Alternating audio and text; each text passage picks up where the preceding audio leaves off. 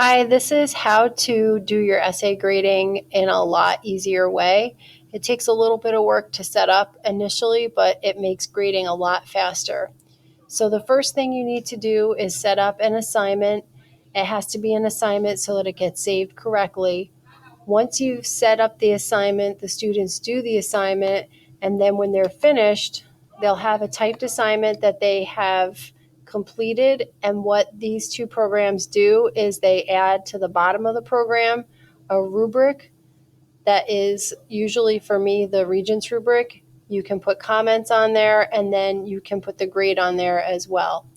So the two programs are called Doctopus and Gubrick, and each of them are add-ons to spreadsheets. So what you'll need to do is you need to have an assignment, like I just showed, and two spreadsheets. One of them will be a rubric that you would just keep in your spreadsheets. This is the social studies rubric for essay writing. And then the second spreadsheet is going to be a spreadsheet where you're going to use the add-ons Doctopus, and then you're also going to use the add-on Gubrick, which comes on to it when you get ready to grade. So the first thing you'd want to do is get from the Google Play Store the two different ones that you need. Doctopus just shows up on the spreadsheet. Gubrick actually shows up on here, and that's what attaches this to the essay. And then once you finish doing your grading, then that's where it will then go through and add it on. So once you finish writing your essays, or the students finish turning in their essays and they have to be turned in, you go on to Doctopus once you've added it, you click open, and when you click open, it'll give you, hopefully, some options that are pretty useful. One is look for new submissions. So that's where it finds new submissions. This is good for checking to see if students have all done their work. The second is if you have a co-teacher, you can add them as well. You could check refreshes, and you could check the edits and the counts for it. And then what it's going to do is here is where it's going to attach what we call the Gubrick. So once you first start going through the spreadsheet, the first thing it's going to ask you to do is it's going to ask you to launch. And then once it launches, and this might take a little while, so I might not be able to show you all of it. Once it launches, it'll say it wants to ingest your assignment. And you can use it two ways. You can either use it for ingesting, or you can distribute resources. I haven't done that yet. This takes a little bit of time. So what it does is it looks for the assignment. That's why it has to be an assignment based on class. So we're doing period 8. And then you tell it what assignment you want it to take. In this case, it had been the essay test.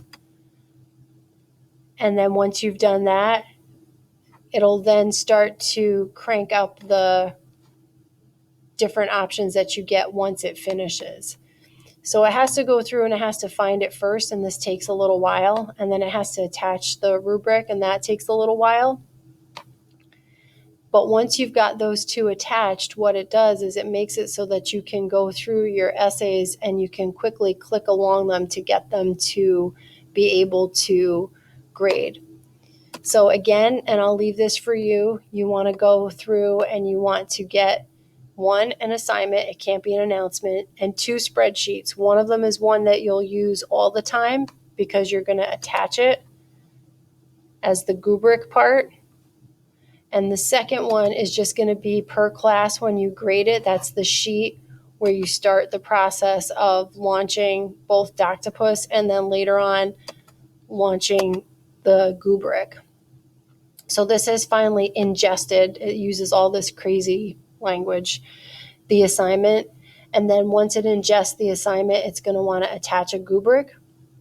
One of the things, and I spoke about this with Miss Bruss, that can be a little bit scary is when you first open up your assignment after you've done all these fancy steps, sometimes it just gives you it always gives you a blank sheet.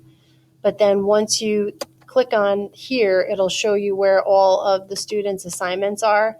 And then it'll also give you a spreadsheet with all of their scores. and then that keeps it for you so that you don't have to worry about it later on. So let's see if this has ingested it yet. So it's ingested the assignment. So you would attach your rubric here, and then you go back through until you find the generic rubric. This also takes a little bit of time. I do this usually on the wire. Doing it on Wi-Fi can make this take a very long time. So if I do this, I generally create these spreadsheets at school on the wire, and then I go home and grade them, or I grade them on the Wi-Fi. So attaches a rubric. I usually don't allow the peer self-assessment one because I'm usually using it as a formal assessment. And I don't usually do the email notification because they get a lot of notifications to begin with. So I generally leave those off, but I do choose this so that they can see the rubric once they're done. So you can see it's going through and finding stuff in the background, and it's doing things over here. And then once it's done that, then you can click onto the script, and what it'll do, if it works, it hasn't been working today, unusually, is it attaches the rubric across the top so that you can then grade across the top, and then it puts the student's paper in here. And this has been taking a long time to do, so it might not get to it. You can record comments here. It'll put a box down here that says submit, and as soon as you click submit, it emails the finished graded paper along with the rubric to the student. And unfortunately, for some reason, this part today is not working. I don't know why, so I'm just going to leave this out. But this is how you do your basic rubric. And I will put this screencast up on the same page so you can do it. The basic steps are: you need an assignment, you need a rubric that you use every time, you need a sheet, and then once you've made your sheet, you then use the add-ons. You then use the add-ons of Doctopus. You'll get this toolbar over here, and then you can keep checking that toolbar for new submissions as more students finish it.